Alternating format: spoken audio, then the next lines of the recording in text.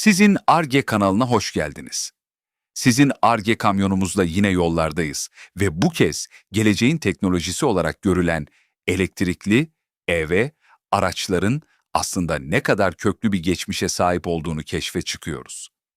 Peki bu sessiz devrim nasıl başladı, hangi engelleri aştı ve kimler tarafından hayata geçirildi? Gelin, bu gizemli yolculuğa birlikte çıkalım. Bu kanalı sizinle birlikte büyütmek istiyoruz. Yorumlarda düşüncelerinizi ve fikirlerinizi bizimle paylaşın. Sizin Ar-Ge sadece bizim değil, sizin de projeniz. Videoyu beğenmeyi, kanala abone olmayı ve başkalarıyla paylaşmayı unutmayın. Desteğiniz bizim için çok değerli. Haydi başlayalım. 1800 yıllarda şehirlerin ve yolların tartışmasız lideri at arabalarıydı. Ulaşımın ve taşımacılığın temel direği olan at arabaları yüzlerce yıldır kullanılan bir yöntemdi. Ancak bu geleneksel taşıma biçiminin ciddi sorunları vardı. Şehirlerde at dışkısı hem hijyen hem de koku açısından büyük bir sorundu. Atların bakımı, beslenmesi ve sürekli değişen atların maliyeti de cabasıydı. Ayrıca atların belli bir yorgunluk sınırı vardı ve uzun mesafeler veya hızlı seyahatler için verimli değillerdi. İşte tam bu noktada at arabalarının yarattığı sorunlara çözüm bulmak ve ulaşımı daha verimli hale getirmek amacıyla yeni teknolojiler ortaya çıktı. 1800'lerin sonlarında 3 farklı güç kaynağı geleceğin ulaşımını şekillendirmek için birbiriyle yarışıyordu. Buharlı araçlar ilk mekanik alternatiflerden biriydi. Sanayi devriminin gücüydü ancak kişisel kullanım için hantaldılar. Çalışmaya başlamak için uzun süre ısınmaları gerekiyor, bu da sabahları acele edenler için büyük bir engel teşkil ediyordu. Ayrıca kullanımı karmaşıktı ve sürekli ısı için kömür, odun buhar için sürekli su takviyesi gerektiriyordu. İçten yanmalı motorlu araçlar, benzinli, dizel. 1886'da Karl Benz'in ilk otomobiliyle modern formuna kavuştu. Nispeten hızlı yakıt ikmali ve o dönemde kolay bulunabilen petrol avantajı sunuyordu. Ancak ilk içten, yanmalı motorlu araçlar da oldukça gürültülü, egzoz dumanı çıkaran ve çalıştırması zor makinelerdi. Örneğin motoru çalıştırmak için bir marş koluyla kol gücü gerekiyordu. Elektrikli araçlar 1830'lu yıllardan itibaren yapılan ilk deneylerle temelleri atılan elektrikli otomobiller, 1800 yılların sonlarına doğru pratik kullanıma uygun hale gelmeye başladılar. Onları rakiplerinden ayıran en önemli özellikler, at arabalarının sorunlarına doğrudan çözüm sunmalarıydı. Temizlik, sıfır emisyon demek, şehirlerde at dışkısı derdinin olmaması demekti. Temiz sokaklar hayali, elektrikli araçları çok cazip kılıyordu. Sessizlik. Atların tırnak sesleri ve gürültülerinin aksine, elektrikli araçlar neredeyse tamamen sessizdi. Bu, özellikle şehir, yaşam kalitesini artıran önemli bir faktördü. Kullanım kolaylığı. Marş kolu çevirme zahmetine son. Atları eğitme veya kontrol etme derdi yoktu. Bir tuşa basarak veya bir anahtarı çevirerek anında çalışmaya başlıyordu. Bu basitlik ve temiz kullanım, özellikle o dönemin kadın sürücüleri arasında elektrikli araçları çok popüler kılıyordu. 1900'lü yılların başında Amerika'daki araçların neredeyse 1/3 elektrikliydi. At arabalarının yerine temiz, sessiz ve kolay kullanımlı bir alternatif olarak hızla yayıldılar. Bu dönemde elektrikli araçlar özellikle şehir içi, kısa mesafe taşımacılıkta ve varlıklı kişiler arasında prestijli bir seçenek olarak at arabalarına, buharlılara ve hatta ilk benzinli araçlara güçlü bir alternatif oluşturuyordu. Peki at arabalarına ve diğer yakıtlı rakiplerine meydan okuyan bu elektrikli araçları ilk kimler tasarladı ve yollara çıkardı? Elektrikli araçların hikayesi aslında içten yanmalı motorlu araçlardan bile daha eskiye dayanıyor. İlk elektrik motorları ve batarya teknolojisindeki gelişmeler bu alandaki ilk denemelerin kapısını araladı. 1832-1836 Robert Anderson, İskoçya. İskoç mucit Robert Anderson, elektrikle çalışan ilk basit araçlardan birini geliştirdi. Bu, bir batarya ve elektrik motorunun bir aracı hareket ettirebileceğini gösteren ilk örneklerdendi. Henüz pratik bir taşıt olmasa da geleceğin temellerini attı. 1835, Sibrand Strating ve Christopher Becker, Hollanda. Hollandalı profesör Sibrand Strating ve asistanı Christopher Becker, küçük ölçekli, batarya destekli bir elektrikli araç modeli inşa ettiler. Bu da erken dönemdeki önemli bir adımdı. 1839, Robert Davidson, İskoçya.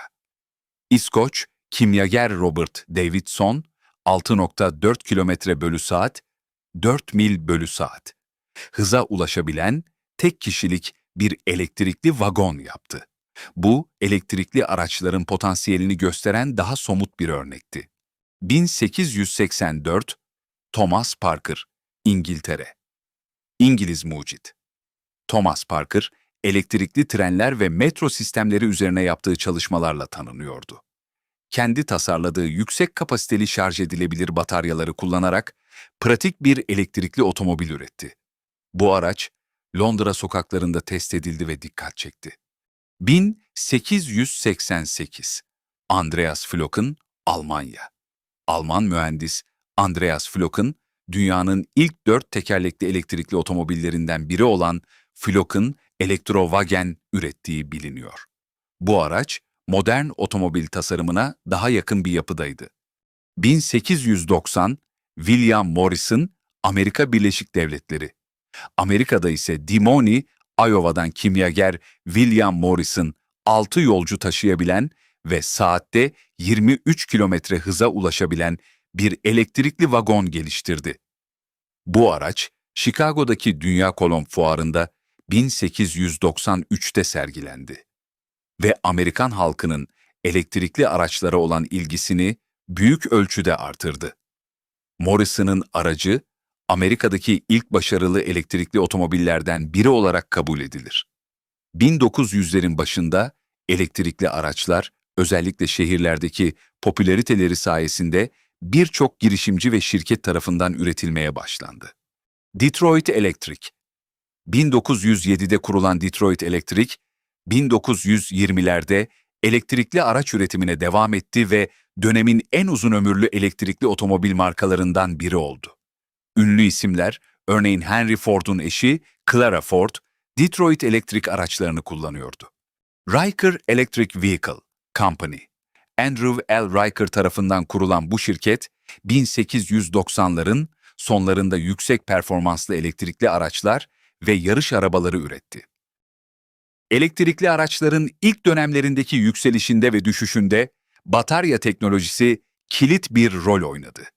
Peki, bu erken dönem elektrikli araçlarda hangi pil türleri kullanılıyordu ve teknik özellikleri nasıldı? 19. yüzyılın sonları ve 20. yüzyılın başlarında elektrikli araçlarda temel olarak iki ana pil türü ön plandaydı. Kurşun asit bataryalar keşfi ve yaygınlaşması. 1859 yılında Fransız fizikçi Gaston Planté tarafından keşfedilen kurşun asit bataryalar, şarj edilebilir olmaları sayesinde elektrikli araçlar için en erişilebilir ve yaygın seçenek haline geldi. Teknik özellikleri: düşük enerji yoğunluğu. Bu piller, günümüzdeki lityum-iyon pillere kıyasla çok daha ağırdı ve çok daha az enerji depolayabiliyordu. Bu durum, aracın menzilini ciddi şekilde kısıtlıyordu. Örneğin, dönemin elektrikli araçları genellikle tek şarjla 30 ila 60 kilometre, 20-40 mil arasında bir menzil sunabiliyordu. Ağırlık, bir elektrikli otomobilin toplam ağırlığının önemli bir kısmı bu kurşun asit bataryalardan oluşuyordu. Bu da performansı ve verimliliği olumsuz etkiliyordu. Şarj süresi. Şarj süreleri oldukça uzundu, genellikle geceler boyu sürebiliyordu. Hızlı şarj teknolojisi henüz hayal bile değildi. Ömür. Ömürleri nispeten kısaydı ve düzenli bakım gerektiriyordu. Maliyet, üretimleri nispeten ucuzdu, bu da yaygınlaşmalarına yardımcı oldu. Ancak sık sık değiştirilmeleri gerekiyordu. Kullanım alanı. Özellikle şehir içi kısa mesafeli kullanımlar, taksiler ve teslimat araçları için uygundu. Nikel demir, nife, bataryalar gelişimi. Ünlü mucit Thomas Edison, kurşun asit bataryaların dezavantajlarını görerek daha dayanıklı ve uzun ömürlü bir alternatif geliştirmek için çalıştı. 1901 yılında nikel demir bataryayı patentledi. Teknik özellikleri: daha uzun ömür ve dayanıklılık, kurşun asit pillere göre çok daha sağlam ve uzun ömürlüydüler. Aşırı şarj veya deşarja karşı daha dirençliydiler. Daha yüksek maliyet. Üretim maliyetleri kurşun asit pillere göre çok daha yüksekti. Bu da yaygınlaşmalarının önündeki en büyük engellerden biriydi. Düşük verimlilik. Enerji verimlilikleri kurşun asit pillere göre daha düşüktü ve düşük sıcaklıklarda performansları düşebiliyordu. Gaz çıkışı. Şarj sırasında hidrojen gazı çıkarabiliyorlardı. Bu da havalandırma gereksinimini artırıyordu. Kullanım alanı. Yüksek maliyetleri nedeniyle daha çok endüstriyel uygulamalarda ve bazı özel elektrikli araçlarda kullanıldılar. Ancak otomotivde kurşun asit piller kadar yaygınlaşamadılar. Bu pil teknolojileri o dönemin elektrikli araçlarına belirli avantajlar sunsa da aynı zamanda menzil, hız ve şarj süresi gibi konularda ciddi sınırlamalar getiriyordu. İçten yanmalı motor teknolojisi geliştikçe ve petrol daha ucuz ve erişilebilir hale geldikçe bu batarya sınırlamaları elektrikli araçların gözden düşmesinde önemli bir etken olacaktı. Yasalar, yasaklar ve engeller elektrikli araçları nasıl etkiledi? Elektrikli araçların ilk yükselişi ve ardından gelen düşüşünde sadece teknolojik sınırlamalar değil, aynı zamanda dönemin yasal düzenlemeleri, altyapı eksiklikleri ve hatta toplumsal algılarda büyük rol oynadı. Altyapı engeli, şarj istasyonlarının yokluğu. 1900'lerin başında elektrikli araçlar özellikle şehir içindeki kısa mesafeler için idealdi. Ancak şehir dışına çıkmak adeta bir maceraydı. Neden mi? Çünkü petrol istasyonları gibi yaygın bir şarj altyapısı yoktu. Elektrikli araç sahipleri araçlarını genellikle evlerinde veya iş yerlerinde şarj etmek zorundaydı. Bu durum, menzili zaten kısıtlı olan elektrikli araçların uzun yolculuklar yapmasını imkansız hale getiriyordu. Benzinli araçlar için petrol istasyonları hızla yayılırken, elektrikli araçlar için benzer bir altyapı yatırımı yapılmadı. Yasal düzenlemelerin belirsizliği ve eksikliği. Otomobil endüstrisinin ilk yıllarında yasal düzenlemeler oldukça ilkeldi. Elektrikli araçlara özel teşvikler veya destekler yoktu. Aslında genel olarak otomobillerin yaygınlaşması ile birlikte at arabası lobisinin ve at sahiplerinin baskılarıyla ortaya çıkan bazı kısıtlamalar bile vardı. Hız sınırları ve kırmızı bayrak kanunları. İngiltere'de 1865 tarihli Locomotive Acts, Kırmızı Bayrak Kanunları gibi yasalar, motorlu araçların saatte 6,4 kilometreden 4 mil saatte hızlı gitmesini yasaklıyor ve hatta araçların önünde kırmızı bayrak sallayan bir kişinin yürümesini zorunlu kılıyordu. Bu tür yasalar, motorlu taşıtların genel gelişimini yavaşlatırken, zaten hıza odaklanmayan elektrikli araçları da dolaylı yoldan etkiliyordu. Her ne kadar bu yasalar daha çok buharlı araçları hedef alsa da, motorlu taşıtların benimsenme hızını genel olarak düşürmüştü. Vergilendirme ve teşvik eksikliği. Petrol ve benzin endüstrisi geliştikçe, benzinli araçlar için daha uygun vergilendirme sistemleri ve dolaylı teşvikler ortaya çıktı. Elektrikli araçlar için ise benzer bir devlet desteği ya da vergi avantajı bulunmuyordu. Bu da maliyet avantajını yavaş yavaş benzinli araçlara kaydırıyordu. Toplumsal algı ve benzin kokusunun yükselişi dönemin toplumsal algısı da önemliydi. Benzinli araçlar daha modern ve güçlü bir imaj çizmeye başladı. Uzun mesafelere gidebilme, daha yüksek hızlara çıkabilme gibi özellikler, kırsal alanlara genişleme ve otoyolların gelişimiyle birlikte benzinli araçları daha cazip kılıyordu. Elektrikli araçlar ise şehir içiyle, belirli bir zümreyle ve basit kullanımla özdeşleştirildi. Bu yasalar, altyapı eksiklikleri ve değişen toplumsal algı, elektrikli araçların erken dönemdeki potansiyelini tam olarak gerçekleştirmesinin önüne geçti. Elektrikli araçların gözden düşüşü, neden kayboldular? 20. yüzyılın başlarında elektrikli araçlar büyük umut vaat ediyordu. Temiz, sessiz ve kullanımı kolay olmalarıyla at arabalarına ve ilk benzinli araçlara karşı önemli avantajlar sunuyorlardı. Hatta 1900 yılında ABD'deki araçların neredeyse 1/3'ü elektrikliydi. Peki, bu parlak başlangıca rağmen elektrikli araçlar neden yollardan çekildi ve 10 yıllarca sürecek bir sessizliğe büründü? İçten yanmalı motor teknolojisindeki hızlı gelişmeler. Elektrikli araçların gözden düşmesindeki en büyük etken, içten yanmalı motor teknolojisindeki akıl almaz gelişmeler oldu. Marş motorunun icadı. En büyük handikaplardan biri olan marş koluyla motor çalıştırma zorluğu, 1912 yılında Charles Kettering'in elektrikli marş motorunu icat etmesiyle ortadan kalktı. Bu yenilik, benzinli araçları çalıştırmayı çok daha kolay ve güvenli hale getirdi, özellikle kadın sürücüler için önemli bir çekinceyi ortadan kaldırdı.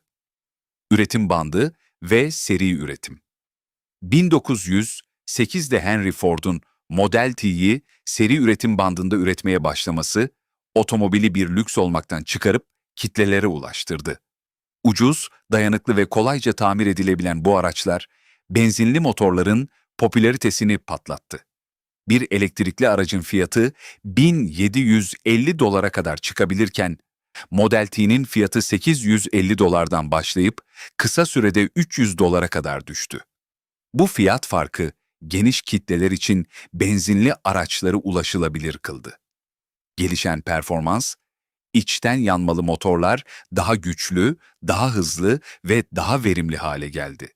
Bu da benzinli araçlara daha uzun menzil ve daha yüksek performans avantajı sağladı. Petrolün bolluğu ve yaygın altyapı, petrol keşifleri ve düşen fiyatlar. Özellikle Teksas gibi bölgelerde yapılan büyük petrol keşifleri, benzinin bol ve inanılmaz derecede ucuz olmasını sağladı. Benzin, her köşe başında kolayca temin edilebilen bir yakıt haline geldi. Benzin istasyonlarının ağının genişlemesi. Benzinli araçlar yaygınlaştıkça yakıt istasyonları da hızla çoğaldı. Bu durum, sürücülere nerede olursa olsun kolayca yakıt bulma imkanı sundu ve uzun mesafe seyahatleri mümkün kıldı. Elektrikli araçlar için böyle yaygın bir şarj altyapısı hiçbir zaman gelişmedi. Kıyaslandığında, elektrikli araç sahipleri evlerine bağlı kalmak zorundaydı. Batarya teknolojisindeki kısıtlamalar.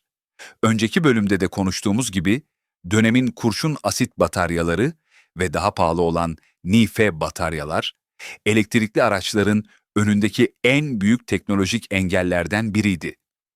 Düşük enerji yoğunluğu, ağır olmaları ve az enerji depolamaları, elektrikli araçların menzilini 30-60 kilometre ile sınırlıyordu. Bu, Ford'un Model T'si ile yüzlerce kilometre gidebilen benzinli araçlara göre büyük bir dezavantajdı. Uzun şarj süreleri. Bir elektrikli aracı tam şarj etmek saatler, hatta geceler alabiliyordu. Benzinli bir aracı 5 dakikada doldurup yola devam edebilmek, bu açıdan elektrikli araçlara karşı ezici bir üstünlük sağlıyordu. Kısa ömür ve yüksek değişim maliyeti. Bataryaların ömrü kısaydı ve sık sık değiştirilmeleri gerekiyordu. Bu da işletme maliyetini artırıyordu. Tüm bu faktörler birleştiğinde, elektrikli araçlar 1920'lere gelindiğinde, otomotiv pazarından neredeyse tamamen silindi. Yolların tozunu attıran ve kitlelerin tercihi haline gelen içten yanmalı motorlu araçların gölgesinde kaldılar ve 10 yıllarca sürecek bir uykuya daldılar. İkinci bir şans. 1990'larda kısa bir canlanma ve çevre duyarlılığı elektrikli araçların hikayesi bu derin uykuyla bitmedi. 1960'lı ve 1970'li yıllardaki petrol krizleri ve artan çevre bilinci elektrikli araçlara olan ilgiyi yeniden canlandırdı. Ancak asıl dönüm noktası 1990'lara gelindiğinde yaşandı.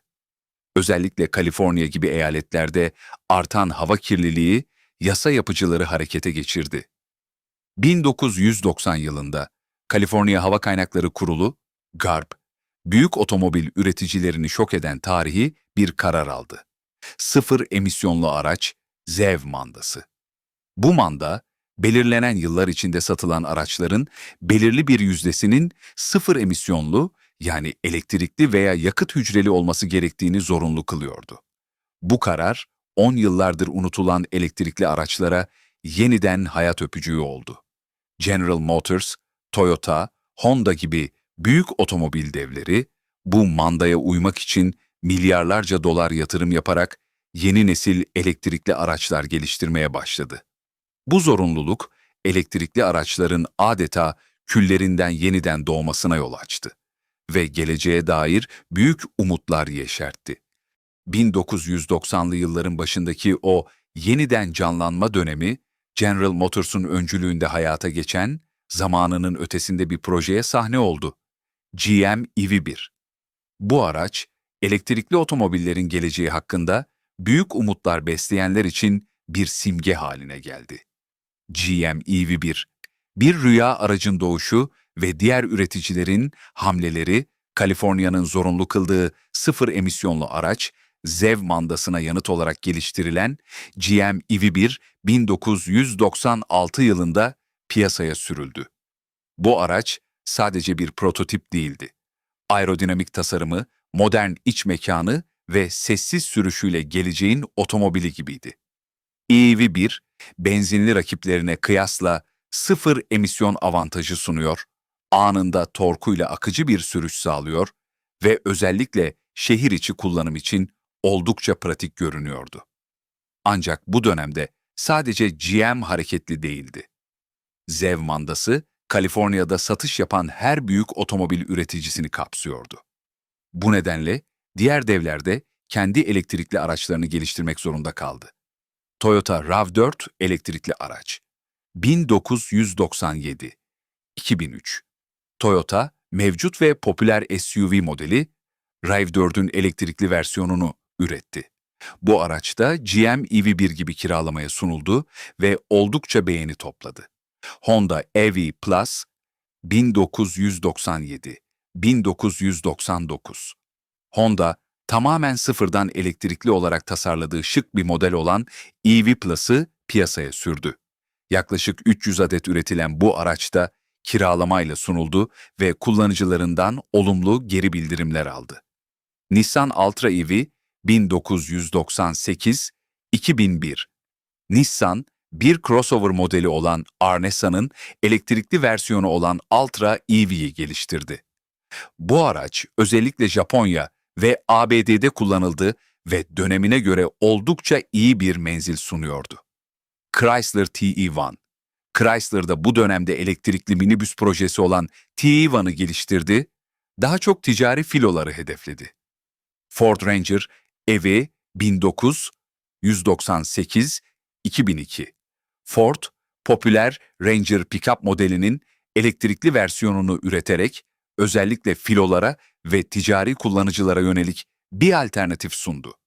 Bu araçların hepsi Kaliforniya'daki yasal zorunluluğa birer yanıttı ve elektrikli araç teknolojisinin farklı segmentlerde nasıl uygulanabileceğini gösteriyordu. Hepsi de kiralama modeliyle sunuldu ve kullanıcılarından genel olarak olumlu geri dönüşler aldı. Elektrikli araçların bilinçli olarak yok edilmesi EV1 olayı. Çevre mücadelesi ve lobi faaliyetleri EV1 ve diğer elektrikli araçların yükselişi, başta petrol şirketleri ve geleneksel içten yanmalı motor, IC, üreticileri olmak üzere mevcut iş modelleri için büyük bir tehdit oluşturuyordu. Bu dev endüstriler, bu tehdidi bertaraf etmek için milyarlarca dolarlık devasa bir lobi faaliyeti başlattı. ZEV mandasına karşı direniş. Lobiciler, ZEV mandasının otomobil şirketleri için makul olmadığını ve tüketici talebi olmadığını iddia ederek yasa yapıcılar üzerinde yoğun baskı kurdu. Bu argümanlar sık sık benzinli araçların üstünlüğü ve elektrikli araçların pratik olmadığı yönündeki yanlış bilgileri yayarak desteklendi. Hava kirliliği argümanının zayıflatılması. Hatta bazı lobicilik faaliyetleri hava kirliliğinin asıl sebebinin otomobiller olmadığını veya elektrikli araçlarında dolaylı yoldan kirliliğe yol açtığını, elektrik üretiminin kömürle yapılması gibi öne sürdü. Tüketici talep etmiyor iddiası.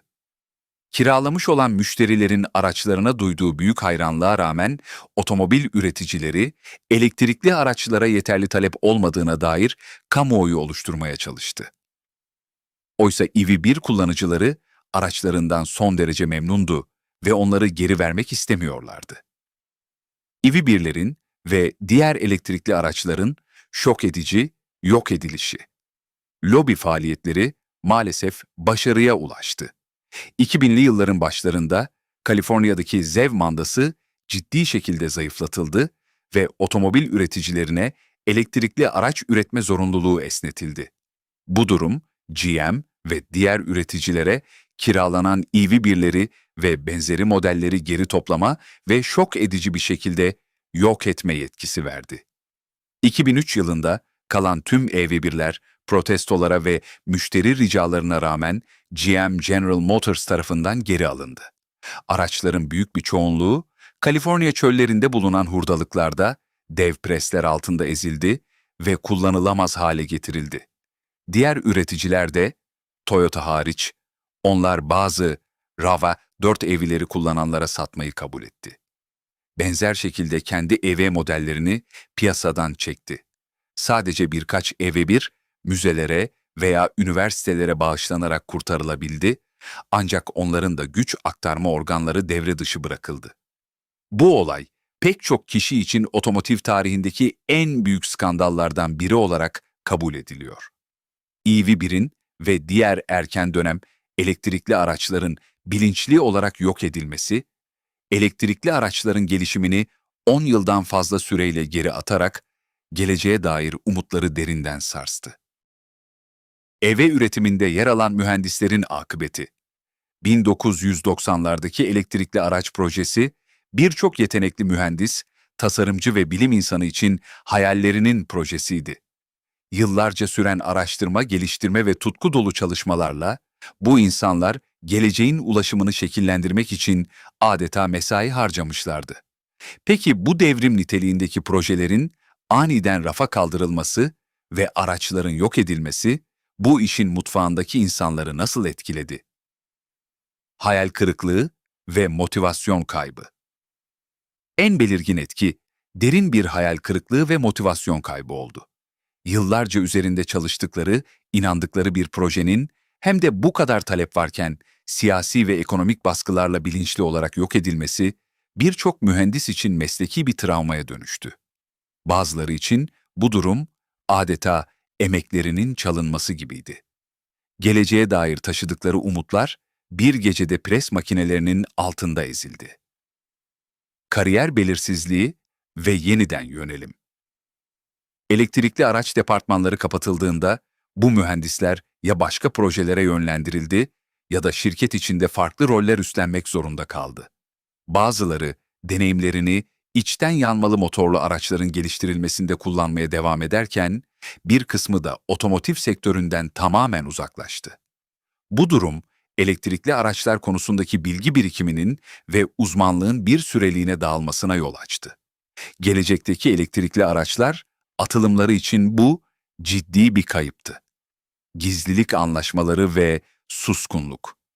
Bu projelerde çalışan birçok mühendis, şirketleriyle yaptıkları gizlilik anlaşmaları nedeniyle yaşananlar hakkında uzun yıllar boyunca açıkça konuşamadı. Bu durum, kamuoyunun EV1 olayının gerçek boyutlarını ve arkasındaki nedenleri tam olarak anlamasını zorlaştırdı. Geleceğin tohumları. Direniş ve yeni girişimler. Her şeye rağmen bu deneyim tamamen boşa gitmedi. Elektrikli araç projesinde yer alan bazı mühendisler, o dönemde yaşadıkları hayal kırıklığını ilerideki motivasyonlarına dönüştürdü. Bir kısmı yıllar sonra elektrikli araçların yeniden canlanmasıyla bu alandaki deneyimlerini yeni projelere ve şirketlere taşıdı. Özellikle Tesla gibi yeni nesil elektrikli araç şirketleri 2000'li yılların sonlarında kurulduğunda bu deneyimli mühendislerin bazıları için yeni bir umut kapısı oldu. Onlar elektrikli araçların başarısızlığının teknolojik bir yetersizlikten değil, piyasa dinamikleri ve lobi faaliyetlerinden kaynaklandığını biliyorlardı. Bu bilgi ve deneyim, gelecekteki elektrikli araç devriminin tohumlarını atmalarına yardımcı oldu. Ve böylece elektrikli araçların 19. yüzyılın sonlarından 2000'li yılların başına kadar uzanan, hayal kırıklıklarıyla dolu ama bir o kadar da ilham verici hikayesini tamamladık. Bir zamanlar umut vadeden projeler, siyasi ve ekonomik rüzgarların etkisiyle bir kenara itildi. Ancak gördük ki bu mühendislerin ve vizyonerlerin hayalleri tamamen yok olmadı. Onların emekleri o pres makinelerinin altında ezilmedi. Aksine geleceğin tohumlarına dönüştü. Peki o tohumlar bugün nasıl bir ağaca dönüştü? Bir zamanlar rafa kaldırılan bu teknolojiler günümüzde yolları nasıl domine ediyor? Ve Thomas Edison'ın batarya icadından sonra geçen bir asırdan fazla sürede neler değişti? Bir sonraki videomuzda geçmişin dersleriyle günümüzün elektrikli araç dünyasına dalacağız. Tesla'dan diğer dev otomobil üreticilerine, batarya teknolojisindeki devrimden şarj altyapılarına kadar bugünün elektrikli araç dünyasının tüm detaylarını keşfedeceğiz. Unutmayın, geleceğin tekerlekleri dönmeye devam ediyor. Bir sonraki videomuzda görüşmek üzere. Hoşça kalın.